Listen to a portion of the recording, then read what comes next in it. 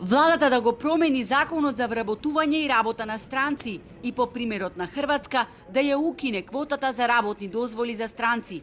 Ако хрватите кои ја собраа македонската работна сила, посебно во угостителството, годишно издавајќи 108.000 работни дозволи за странци, нашата држава законски издава само 3.700 дозволи, и тоа во услови кога македонците масовно се иселуваат, а државата нема стратешки план како да ги задржи.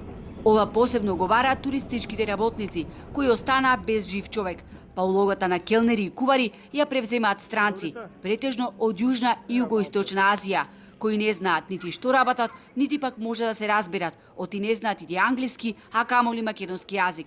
Иста е ситуацијата и во други сектори, посебно во градежништвото. Колкава е точната бројка на странци кои работат во земјава, никој не знае.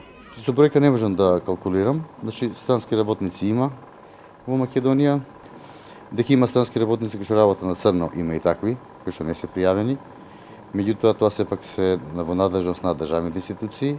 Дел од работодавачите целосно ги исполнуваат обврските кон работниците, но има и такви кои не ги плаќаат соодветно, не ги пријавуваат, не им обезбедуваат здравствени прегледи и ги исцрпуваат од прекумерна работа.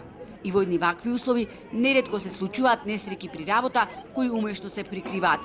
Не можеме веќе старата приказка дај друго дете. Туку сега навистина она што е квалитетен работник се бара и тоа како и е ценет.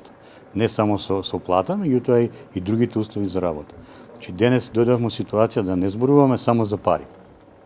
Колку ми е платата. Дојдовме во ситуација да зборуваме кои ми се условите за работа. Никој не знае точно колку лица настрадале на работно место, бидејќи потполно се различни бројките на Државниот инспекторат за труд и оној од Институтот за јавно здравје. Годишно бројот на лица кои ги загубиле животите се движи од 12 до 22, а бројот на повредени е помеѓу 150 до 450.